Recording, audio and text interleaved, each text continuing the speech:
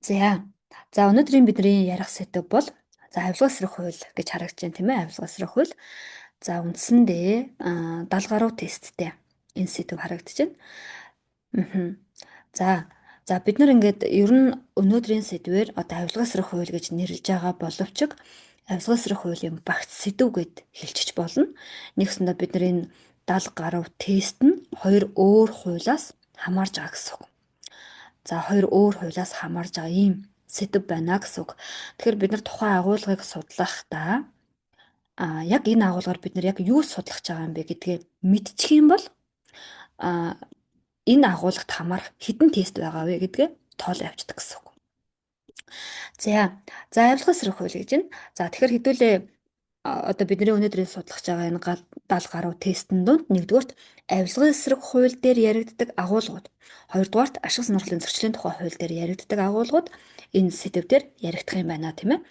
За тэгэхээр авилгын эсрэг хуулийн зорилт нь юу юм бэ гэд харчээ. Тэгэхээр яг ямар зорилтын хүрээний тестүүд байгаа вэ гэдгийг бид нар харах боломжтой гэсэн. За энэ хуулийн зорилт нь авилгатай тэмцэх үйл ажиллагаа, авилгатай тэмцэх байгууллагын эрх зүйн үндсийг тодорхойлно гэж байгаа. Энэ хуулиар. За тэгэхээр бид нар авилгын эсрэг хуулийн 30 гаруй тестийг ярихдаа энэ 30 гаруй тест бол нэгдүгээр авилгатай тэмцэх байгууллагын үйл ажиллагаа, авилгатай яаж тэмцээд байгаа юм гэдэг тухай ярих юм байна. Хоёрдугаар авилгатай тэмцэх байгууллагын эрх зүйн үндсийг бид нар ярих юм байна. За тухайлбал авилгатай тэмцэх байгууллагын эрх зүйн үндс гэж юм те. Энийг бид нар бараг шууд хэлэх боломжтой. Энэ дээр ярьж байгаа тестүүдийг бид нар таних боломжтой гэсэн үг. Тэгэхээр авилгатай тэмцэх газар өөрөө төрийн удирдлагын тогтолцоон дээр хаана байгаа юм бэ гэсэн үг байхгүй юу? Авилгатай тэмцэх газар өөрөө одоо авилгатай тэмцэх байгууллагын эрх зүйн үндэс гэж байна тийм ээ. Тэгэхээр авилгатай тэмцэх газар бол төрийн удирдлагын тогтолцоон дээр улсын хурлаас томилогдож улсын хурлд ажлаа хариуцсан тайлбарладаг байгууллага. За эдгээр байгууллага бол төрийн удирдлагын тогтолцоон дээр хяналтын шатны байгууллага гэж нэрлэгддэг. За ихэнхдээ одоо эдгээр байгууллагын удирдлагууд бол 6 жилийн хугацаагаар томилогддог 45 настай гэдэг бид нар таньж байна тийм ээ. За тэгэхээр бид нар ерөнхийдөө бол энэ хуулийн одоо тэр авилгатай тэмцэх эрх зүйн үндэс буюу авилгатай тэмцэх байгууллагын эрх зүйн үндэс. Ерөнхийдөө бид нар мэдж гин гэсэн үг тийм. Ер нь бол хяналтын шатны байгууллага юм байна. Улсын хурлаас томилогддог байгууллагын дарга нар бол 45 настай байдаг. За энэ бол нийтлэг зүйл. За 6 жилийн хугацаагаар томилогддог. Эргүүлээд улсын хурлд ажлаа хариуцсан тайлагнадаг. За тэгэхээр бид нар яг ингээд улсын хурлаас томилогдоод улсын хурлд ажлаа хариуцсан тайлагнадаг гэж хэлдэг. Яг улсын хурал гэж хийнгүүт нөгөө 126. За бид нар үндсэн хууль дээр ч гэсэн энэ ойлголтыг ярьдаг л да. Ингэж хэлэх юм. Улсын хурлын үйл ажиллагааны чиглэлээр буюу улсын хурлын одоо үйл ажиллагаа байнгын хороодоор одоо хуваагддаг. Улсын хурлын гишүүд бол байнгын хороонд хуваагддаг гэсэн үг. Тэгэхээр бид нар ер нь бол улсын хурал өөрөө хоёр төвшөнд ажилладаг гэсэн үг. Нэгдүгээр яг нөгөө 126 буюу улсын хурлын нэгдсэн чуулган. Одоо нөгөө төвшөнд буюу те байнгын хороонд хуваагдаж улсын хурал бас ажилладаг гэсэн үг. За тэгэхээр улсын хурлын гишүүнд бол холбогдох байнгын хороондоо суудаг. Тэгэхээр бид нар хэдий улсын хурлаас томилогдоод улсын хурлд ажлаа хариуцсан тайлагна гэдэг нь шууд 126-д ажлаа хариуцах бол биш. Холбогдох байнгын хороонд нь ажлаа хариуцсан гэдэг ойлголт байна. Одоо юу гэдэг төсөвтэй холбоотой бол төсвийн байнгын хороо тийм хуультай холбоотой бол хууль зүйн байнгын хороо гэдэг ч юм ингээд холбогдох байнгын хороонд ажлаа хариуцна гэж байна. Ажлын тайлангаа илгээнэ. Тэрнээс биш бид нар 126 ширхэг тайлангаа хувьлаад 126 бол явуулдаггүй байх нэ гэдгийг анзаараарай. За ингээд хэдүүлээ энэтэй холбоотой тестүүдийг ярив. Авилгатай тэмцэх байгууллагын эрх зүйн үндэс гэж. За тестүүдээ харъя. За яг тэгэхээр бид нар энэ сэдвээр хоёр өөр сэдвийг ярих гэж хэлж байна тийм. Эхлээд авилгын эсрэг хууль гэж байна. За яг авилгын эсрэг хуультай холбоотой тестүүд бол 41-ээс эхэлж байна. За номтой хүмүүс бол номныхоо 41-ээс хараад яваарай. За номгүй бол түлхүүр өгнүүдэд тэмдэглээд араас нь баттгал дээрээ сайжруулах байдлаар явна гэсэн үг. За нэгдүгээр асуулт бол энэ одоо эрх зүйн үндэс буюу авилгатай тэмцэх байгууллагын эрх зүйн үндэс гэдэгтэй одоо холбогдох тест байна. За энэ асуулт ингэж асууж байна. Төрийн байгууллагын шударга байдлын төвшөнд үнэлгээ гаргах чиг үүргийг. Энэ үний асуултын түлхүүр үг бол чиг үүрэг гэдэг үг нь. Чиг үүргийг ямар байгууллага хэрэгжүүлдэг вэ гэж. За тэгэхээр төрийн байгууллагын шударга байдлын төвшөнд үнэлгээ гаргах. Төрийн байгууллагуудыг шударга байлгах гэдэг нь хэн? Тэгэхээр чиг үүрэг гэдэг нь энэ ажлыг төрийн удирдлага дээр яг хэн хариуцж хийдгийг гэж асууж байгаа гэсэн. Яг энэ ажлыг хэн хариуцаад байгаа юм? Төрийн удирдлага дээр гэсэн үг байхгүй юу? Одоо жишээ нь юу гэдэг юм? Байгаль орчныг байгаль орчны яам хариуцж байна. Боловсролын асуудлыг боловсролын яам нь хариуцж байна, тэ? Уул уурхай асуудлыг уул уурхай яам нь хариуцж байна. Тэгвэл бусдыгаа шудрах байлгах гэдэг нь хэн энэ ажлыг хариуцж байгаа юм гэж асууж байгаа гэсэн төрийн удирдлага дээр. За хэн хариуцж байгаа вэ энэ асуудлыг? Ажлын алба юм болоо. Ерөөсөл тэр ажилтай тэмцэх үндэсний хөтөлбөрийг хэрэгжүүлэх ажлын алба. Авилгатай тэмцэх газар хувилбар байна. Тэгэхээр хараа төрийн удирдлага дээр яг бусдыгаа шудрах байлгах гэдэг байгууллага хийм бэ л гэж асууж байгаа юм. Одоо шудрах байдлын түвшинд үнэлгээ өгдөг тийм энэ байгууллага нь хийн гэж асууж байгаа байхгүй. Энэ бол авилгатай тэмцэх газар. Энэ чиг үүрэг буюу энэ ажлыг хэн төрийн удирдлагын тогтолцоон дээр хэрэгжүүлж байгаа гэж асууж байгаа гэсэн үг. Тэгэхээр төрийн удирдлага өөрөө цомхон бөгөөд чадварлаг байна гэж. Ер нь бол нийгмийн харилцааг хувааж аваад зохицуулж идэг. Хэн боловсролын асуудлыг хариуцах гэдэг юм? Боловсролын яам. Хэн байгаль орчны асуудлыг хариуцах гэдэг юм? Байгаль орчны яам. Тэгвэл хэн бусдыгаа шудраг байгаа дээр үнэлгээ өгөх гэдэг юм? Авилгатай тэмцэх газар. Одоо яг энэ үнэлгээ өгнө гэдэг ингээ асуучлаар зэрэг үнэлгээ юм чинь дотор нь байдаг өөр байгууллага байж магадгүй өөр хэсэг байж магадгүй гэж бодоод тах шиг байна. Төрийн бүх байгууллагуудын хийдэг ажил бол тухайн үйл ажиллагаан дээр үнэлгээ өгдөг. Жишээ нь байгаль орчны яам бол өнгөрсөн улирлыг бодох нь өнгөрсөн жилиг бодох нь энэ цөлжилт хэр байгаад байгаа юм гэдэг ч юм уу те. Төрийн бүх байгууллага өөрийнхөө үйл ажиллагааг олон нийтэд тайлгнадаг буюу үнэлгээг олон нийтэд гаргадаг гэсэн үг.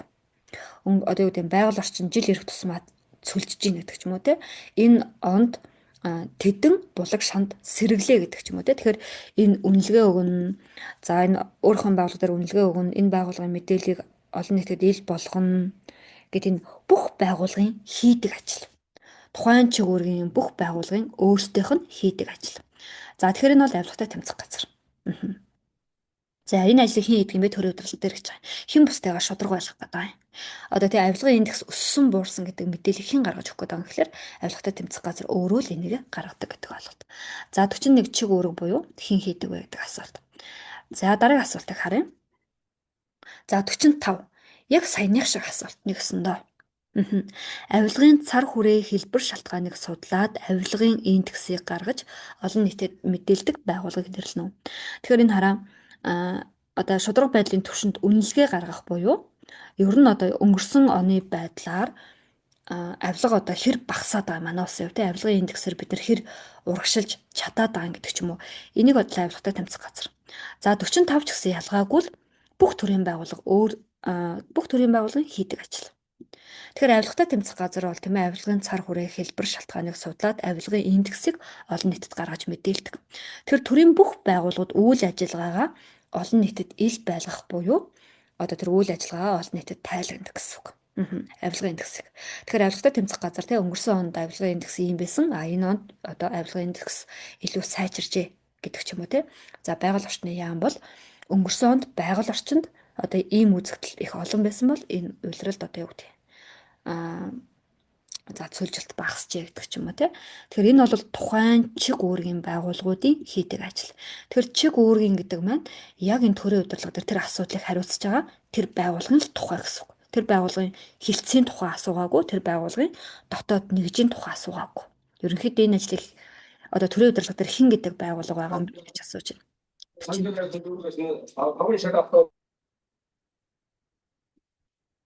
За 41 45. За авилгатай тэмцэх газар бол улсын хурлаас томилогдож улсын хурлд ажлаа хариуцсан тайлгнадаг байгууллага гэд бид нар ярьж байна тийм ээ. За эхний асуултад бол энэ хэрэгцсэн үндэстэй холбоотой асуулт. Тухайлбал 60-ыг бид нар таних боломжтой юм байна. Энэ ярьсан агуулга байна. Яригдж байгаа агуулга байна. Хараарай. Авилгатай тэмцэх газар нь авилгын эсрэг хууль тогтоомжийг хэрхэн дагаж мөрдөж байгаа, хуулийн хэрэгжилтийг хэрхэн ханган ажиллаж байгаа дээр ямар байгууллага хяналттай авах вэ гэж байгаа. За тэгэхээр бид нар ингэж хэлж байгаа. Улсын хурлаас томилогдоод улсын хурлд ажлаа хариуцсан тайлагнадаг 9 байгууллага байдаг төрийн удирдлага дээр. За яг улсын хурлаас томилогддог байгууллагууд гэд нэрлэжээ. Энэ дунд авилгатай тэмцэх газар, за төрийн албаны зөвлөл, статистик, үндэсний аудитын газар, хүний эрхийн үндэсний комисс гэдэг ингээд нийтдээ 9 байгууллага байгаа. За тэгэхээр энэ нэг ийм ойлголт байгаа юм. Одоо улсын хурлаас томилогдоод улсын хурлд ажиллаа хариуцсан тайлагнадаг гэж юм те. За би нэг төрийн байгууллагт ажилд оржээ. Манай байгууллагын дарга намайг томилно. Буюу байгууллагын дарга над дээр тушаал гаргана. Би эргүүлээд ажиллаа байгууллагын даргатаа хариуцж тайлагнана. Тэгэхээр томилгоо хаана байгаа юм? Бид нэр тэр газраа л ажиллаа хариуцсан тайлагнадаг. Томилгоо хаанаас явж байгаа юм? Тийм ээ, тэр газраа эргүүлээл би ажиллаа тайлагнадаг гэсэн. Нэгсэндээ дарга за чамааг одоо юу гэдэг ийм ажилд авлаа гэд бид нэр оны эцсээр ч юм уу сарын сүүлээр ч юм уу те тэр даргынхаа өмнө ажиллаа хариуцсан тайлагнадаг. Би 1 сарын хугацаанд ажиллаад одоо ийм ажил хийлээ гэж тайлагнадаг тийм үү? Байгууллагын дарга үйл ажиллагаач чинь хянах уу? Үйл ажиллагаан дээр чи үнэлгээ өгөх үү? За чи 1 сарын хугацаанд ажилласан юм байна. Чи 1 сарын хугацаанд маш сайн ажиллажээ гэдэг ч юм уу те. За чи 1 сарын хугацаанд ажилласан юм байна. За цаашлаад одоо энэ ажлаа сайжруулаарай гэдэг ч юм уу те. Тэр хаанаас томилогдож чинь тэр газар бол эргүүлээд хяналт тавьдаг. Тэгвэл энэ асуулт ингэж шүү дээ. Авилгатай тэмцэх газар дээр хуулийг хэрэгжүүлж байгаа дээр хийн хяналт тавих юм гэж шүү дээ. За хаанаас томилогдтiin тэгвэл хийн хяналт тавих юм. Аль нь?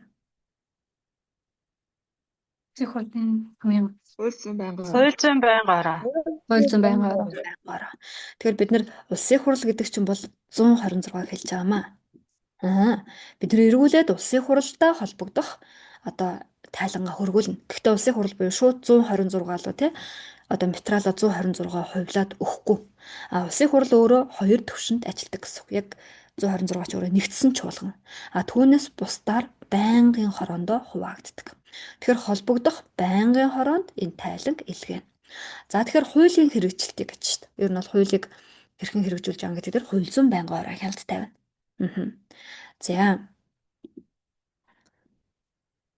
За 61-ийг бид нар мэддэг асуулт байна. За энэ 45 настай гэдэг. Одоо тэгэхээр улсын хурлаас томилогддог байгууллагын дарга нар бол одоо ихэвчлэн 45 настай байдаг 6 жилийн хугацаагаар томилогддог.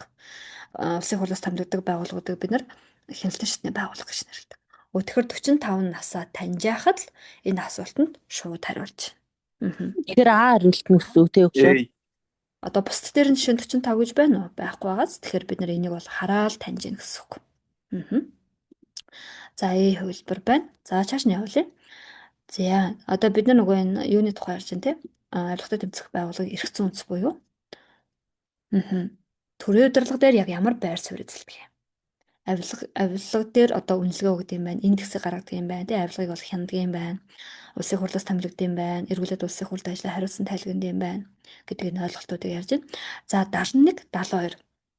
За бид нар 71 72 дээр энэ дээр нэг юм төрийн удирдлага дээр яригддаг хяналтын одоо ер нь энэ хяналтын механизм яаж ажилладаг юм бэ гэдэг ч юм гээд энэ тухай ярих юм. 71 72 дээр. За авилгатай тэмцэх газрын асуултан дээр энэ гүйцэтгэх ажиллагаа гэдэг бол түлхүүр үг. Гүйцэтгэх ажил. Гүйцэтгэх ажлын төсөв эргүүлээд гүйцэтгэх ажил.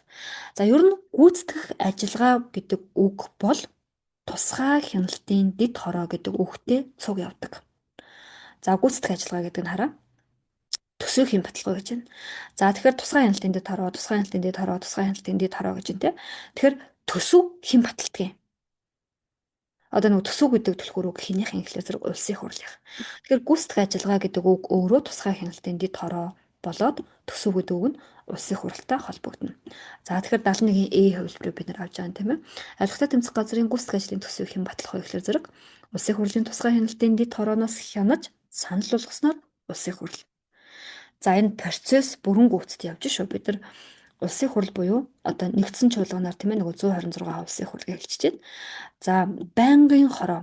Тэгэхээр байнгын хорооноос дэмжигдээд дээшээгээ улсын хурал руу орно гэж ярьдаг. Тэгэхээр энэ одоо процесс нь тийм ээ холбогдох байнгын хороо дэд хорооноос хянаад одоо улсын хурал баталдаг гэж байна. За тэгэхээр төсөв гэдэг бол улсын хурлын түлхүүр үг буюу бид нар төсөв гэдэг үг бол ерөөсөө улсын хурал. За.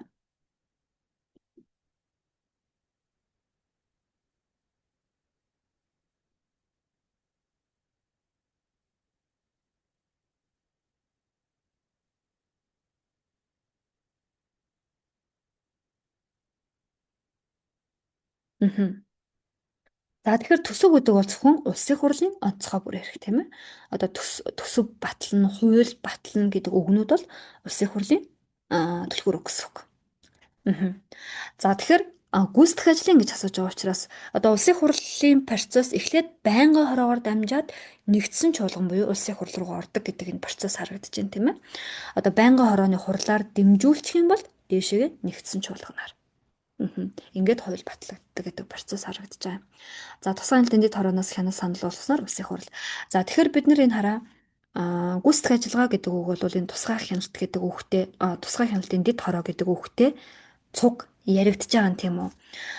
Гүйцэтгэх ажиллагаа гэдэг үгийг нөгөө гүйцэтгэх эрх мэдэл буюу засгийн газрын аппараттай холж болохгүй. Одоо гүйцэтгэх эрх мэдэлтэй гүйцэтгэх эрх мэдлийн байгууллагууд буюу засгийн газартайгаа холбож болохгүй шүү.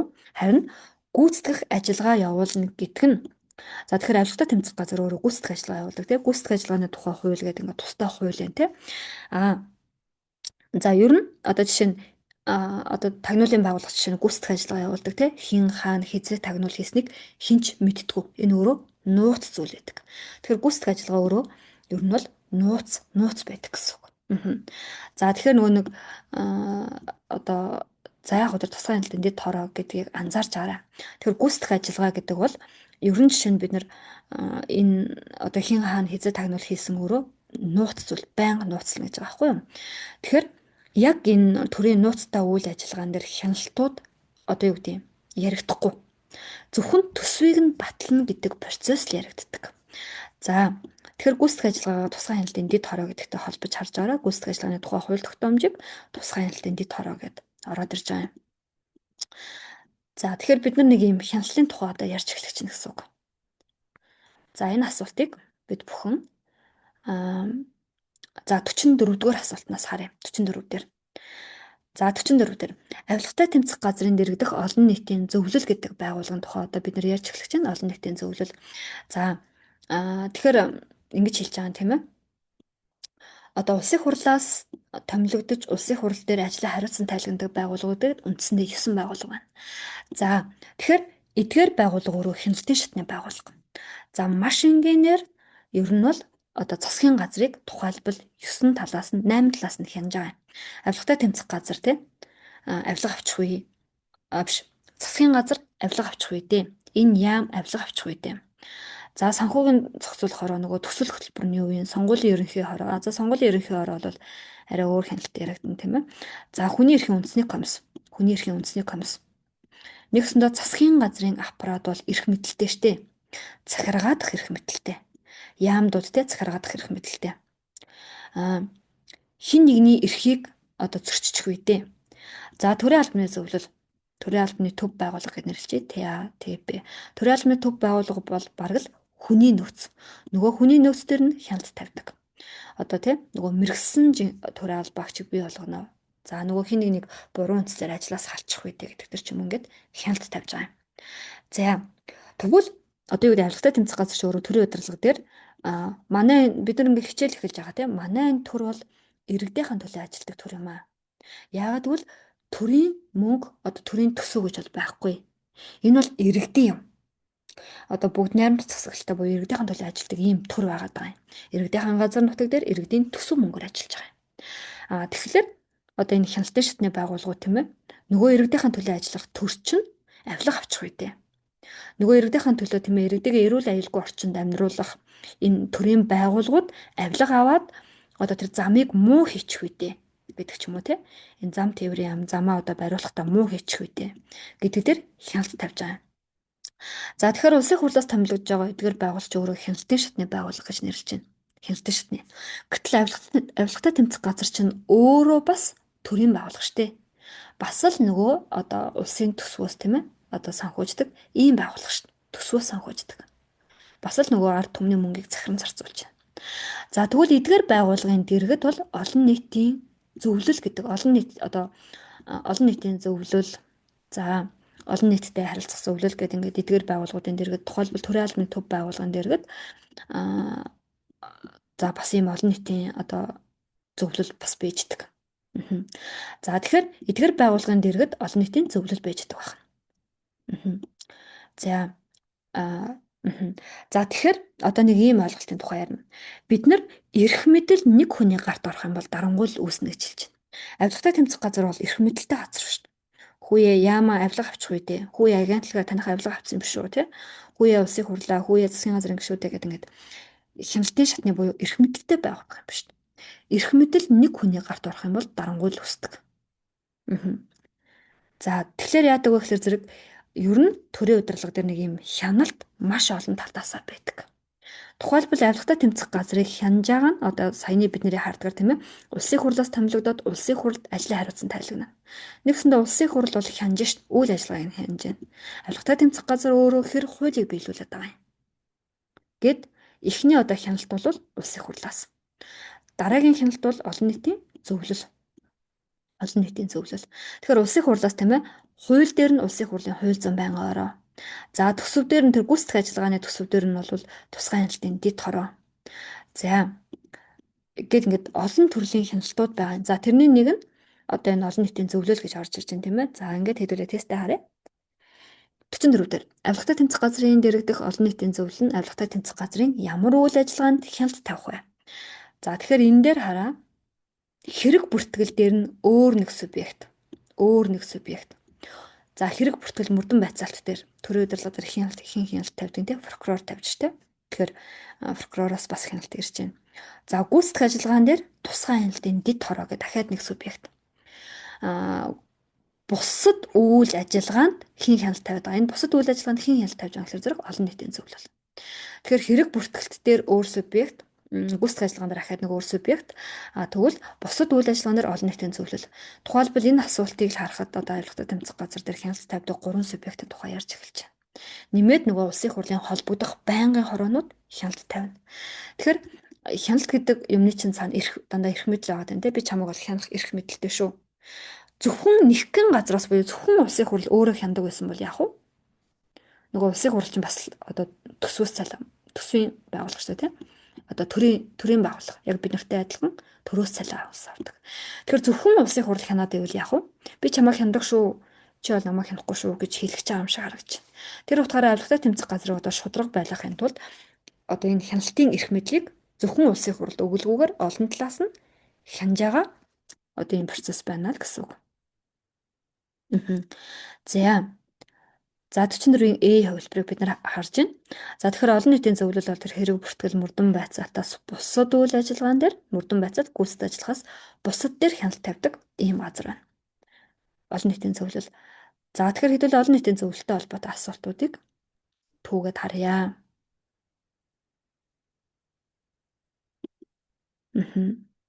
За 63 дээр харагдаж байна. Дэлгэцэн 63-ыг хараарай. За номтой хүмүүс 63 харж араа 65, 66 орж ирж байна. За 63, 65, 66. За харчаа хэдүүлээ. 63 бол эргүүлээд асууж байна. Авилгатай тэмцэх газрын дэргэдэх олон нийтийн зөвлөл нь авилгатай тэмцэх газрын хэрэг бүртгэл мөрдөн байцаалтын үйл ажиллагаанд хяналт тавих юм уу гэж асууж байна. Тавих уу? Хэрэг бүртгэлд мөрдөн байцаалт дээр хяналт тавих юм уу? Хяналт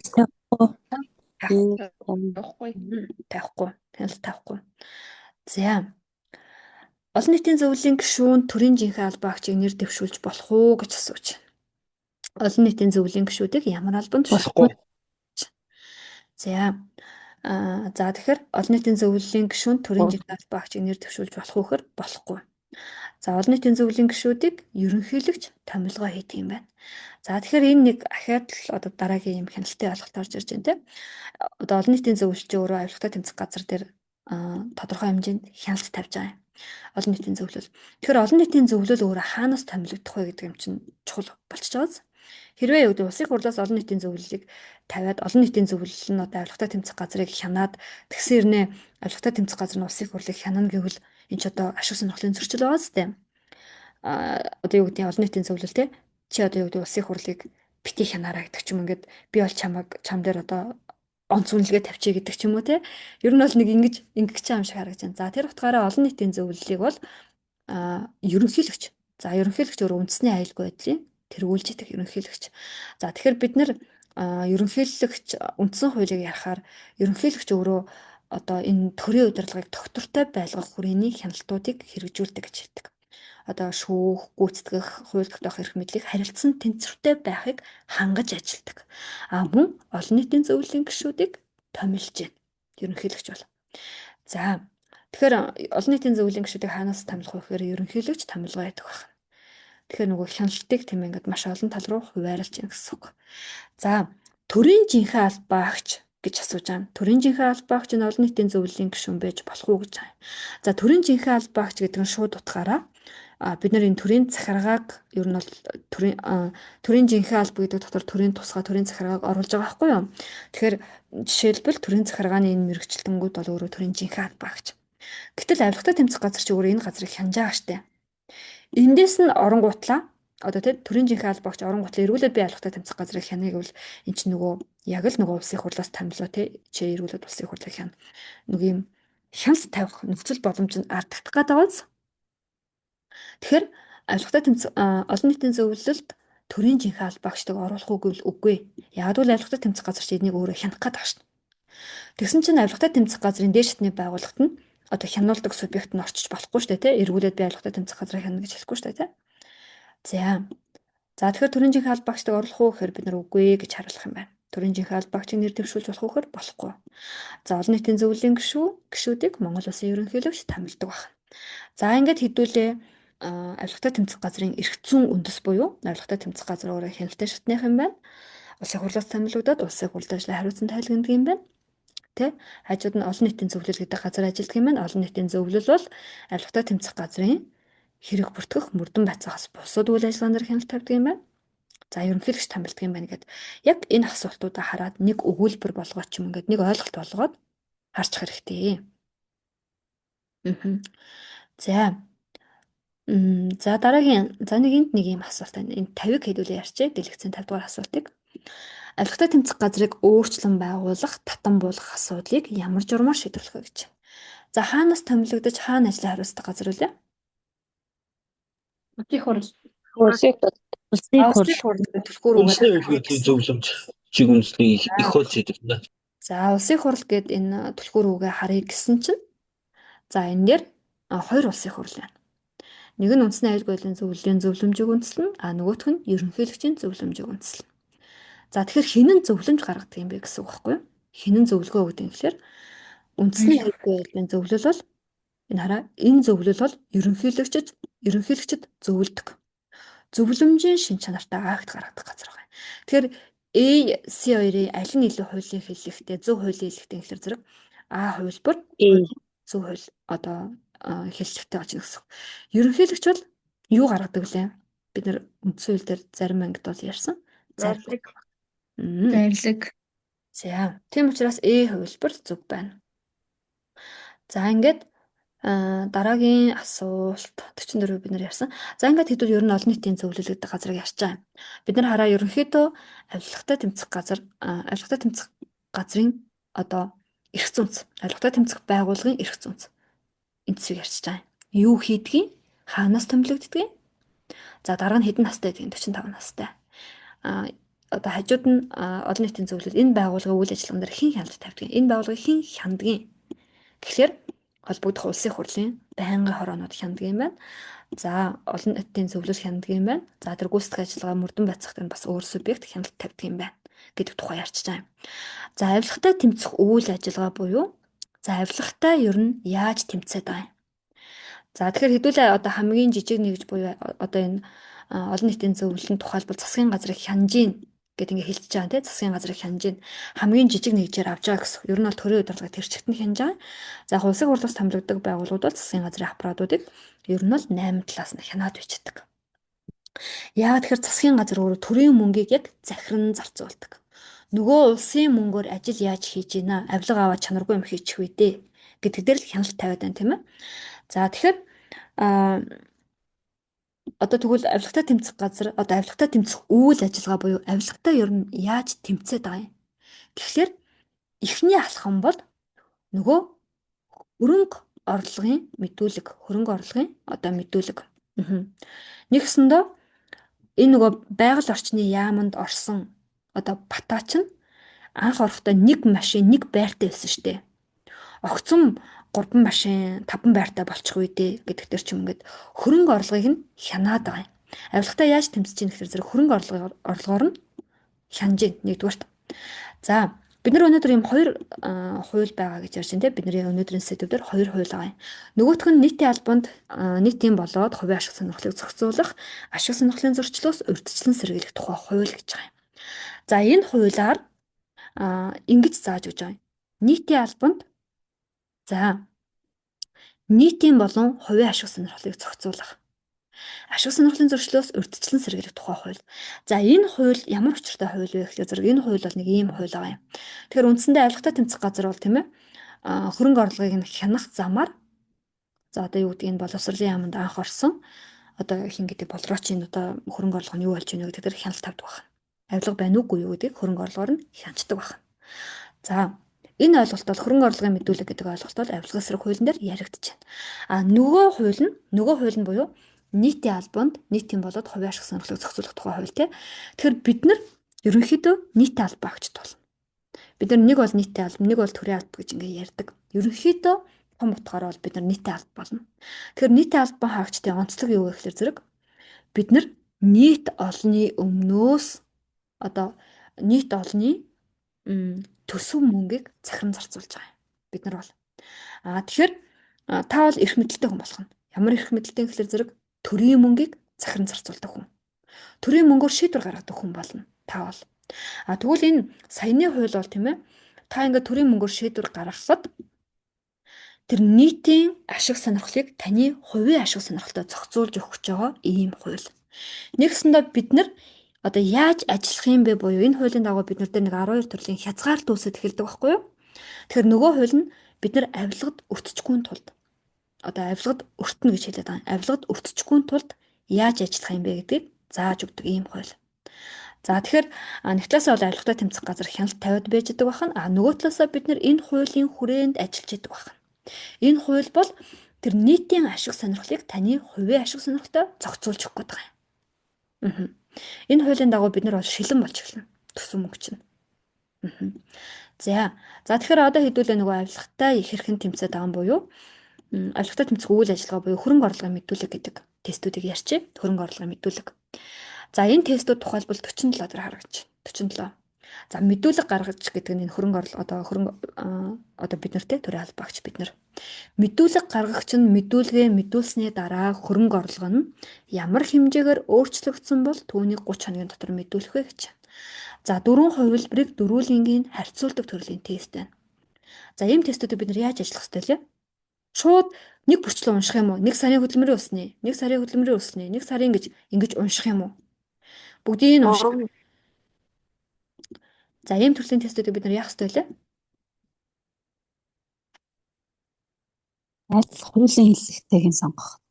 За дөрвөлнг нь ер нь бол уншихгүй. Тэгэхээр нэг бол түлхүүр үгээрээ харна. За зарим тохиолдолд бүр ингэж бүх үг нь адилхан юм шиг байдаг. Ганцхан үг энэ төр орхигдчихдаг. Энэ дээр яг ялгаатай зүйл байна. 250 дахин 50 дахин 100 дахин 200 дахин гэж. За тэгэхээр 250 дахин гэдэг нь бид нар авах юм байна. Тэгэхээр ялгаа нь хаана вэ гэдэг нь олж харна тийм ээ. Хувилбарыг бид нар авч байгаа юм байна. За тэгэхээр мэдүүлэг гаргагч нь мэдүүлгээ мэдүүлсний дараа хөрөнгө орлого нь ямар хэмжээгээр өөрчлөгдсөн бол түүний 30 хоногийн дотор мэдүүлдэг гинүү. Хөдөлмөрийн өсний доод хэмжээг 250 дахин нэмэгдүүлчих юм бол одоо мэдэгдэх юм байна. За энийг харж байгаараа 47 бид нар энэ мэдүүлэг гаргагчийн тухай ер нь бол нэг дор харчээ. Тухайлбал 51-ийн бид нар асуултыг унших шаардлагагүй юм байна. Яг тэгвэл авилгын эсрэг хуулийн дээр нөгөө одоо мэдүүлэг гаргагч нь мэдүүлсний дараа буюу 53 дээр. Тэгэхээр 51, 53 саяны одоо 40 дэх асуулт тийм ээ. Эдгээр бол бүгд л нэг зүйлийн тухай ярьж байна. За хойно 62 мөн үү? За тэр 58 дээр байна. Тэгэхээр мэдүүлэгтэй холбоотой тийм мэдүүлэг гаргагчтай холбоотой асуултууд 51 дээр байна, 53 дээр байна. За саяны тэр 58 байна. За урд 47. За номтой хүмүүс тэмдэглэж аваад хараарай. Тэгэхээр хэдүүлээ хараа ингэчээ 53-аас эхлээ харчээ. За бүр 51-ээс эхлээ харч дөө. За мэдүүлэг гаргагч нь авилгын эсрэг хуулийн 10 дугаар зүйлийн 13-т заасан хугацаанд буюу 2 сарын 15-нд. Тэгэхээр бид нар яг нөгөө хөрөнгө орлогын мэдүүлгээ 2 сарын 15-нд гаргах юм байна. Энэ хугацаанд мэдүүлсний дараа хөрөнгө орлого нь 1 сарын хөдөлмөрийн өснөө доод хэмжээг 250 дахин нэмэгдүүлсэндээ тэнцэх буюу түүнээс дээш хэмжээгээр өөрчлөгдөх юм бол 30 хоногийн дотор мэдүүлэх үүрэгтэй. Тэгэхээр бид нар яах вэ гэхээр зэрэг жил болгоны 2 сарын 15-нд хөрөнгө орлогын мэдүүлэг өгөх юм байна тийм ээ. За ингээд bijсэн чи таны хөрөнгө орлого яах нь вэ? Хөдөлмөрийн өснөө доод хэмжээг 250 дахин нэмэгдүүлчих юм бол дараа жилийн 2 сарын 15-ны хүлээх нүг гэвэл үгүй 30 хоногийн дотор мэдүүлэх хэрэгтэй байна. Аха. Тэгэхээр хөдөлмөрийн өсний доод хэмжээг 250 дахин нэмэгдүүлсэндээ тэнцэх хэмжээгээр та нэг байр зараад ч юм уу те нэг 70 80 90 сая төгрөгөөс дээш мөнгө ороод ирэх бол мэддэх хэрэгтэй байна. Дараа жилийн 2 сарын 15-ныг бол хүрэхгүй байна. 30 хоногийн дотор мэдүүлэх хэрэгтэй. Тэгэхээр бид нар 51-р асуултыг маш сайн мэдсэн байхад 51-ийг мэдсэн байхад энэ 53 47-г бид нар бол ер нь бол энэ нэг ойлголтыг 3 тестл болгоцсон байна. За 53-ыг хараарай. За хувийн ашиг сонирхлын болоод хөрөнгө орлогын мэдүүлгийг гэж энэ албан тушаалтан алба хааж байх хугацаанд жил бүр ямар хугацааны дотор шинжилэн гаргадаг юм гэхээр 2 сарын 15. За. Тэгэхээр за нөгөө 47 дээр хөрөнгө орлого 250 дахин нэмэгдэх юм бол 30 хоногийн дотор мэдүүлнэ гэж байна. За дараагийн асуулт энэ 55 дээр ч гэсэн байгаа юм байна. За 58-ыг хэдүүлээ харъя. За тэгэхээр 58 дээр 4 хувилбарыг харьцуулдаг төрлийн тест. За A, B, C, D тэ бүгд мэдүүлэг гаргаж гэж эхэлж байна. Энэ дундаас бид нар бусдайгаа нэгтгэгдсэн илүү хуулийн хэллэгтэйгээ авдаг гэсэн үг. За хараарай. Аль нэм шиг харагдаж байна? Мэдүүлэг гаргагч нь мэдүүлэгтээ ямар хүмүүсийн хөрөнгө орлого зээлийг мэдүүлэх үүрэгтэй вэ гэж байна. За гэр бүлийн өөрийн болон гэр бүлийн гишүүдийн хөрөнгө өөрийн одоо энэ хараа бид нар бол зөвхөн гэж энэ хараа. Тэгэхээр хуулийн хэлгэн те өөрийн болоод гэр бүлийн гишүүдэгээд. Тэгэхээр хуулийн дээр хууль бол бүрэн гүйцэд төгс өгүүлбэрээр бичигддэг. Нэг өгүүлбэрээр бичигддэг. Тестэн дээр ихэвчлэн тухайн өгүүлбэр дээр байгаа субъект тус бүрээр нь 2 өөр хувилбар болгож задлдаг. Ингэж боловсруулагддаг тестүүд байдаг байна. Тэгэхээр тийм ээ одоо хуулийн дээр тийм ээ өөрийн болоод гэр бүлийн гэдгийг Б дээр нь өөрийн, С дээр нь гэр бүлийн ингээд 2 болгоод задлцдаг. Тэгэхээр энэ яг тестийг одоо зохиож байгаа хүмүүс зарим тестийг ингээд задлагдаг төрлөөр одоо тестийн хариултуудыг боловсруулдаг гэсэн үг. Тэгэхээр бусдыгаа илүү өөртөө нэгтгэгдсэн илүү хууль хэллэгтэйг бид нар авна гэж хэлдэг гэсэн үг. За.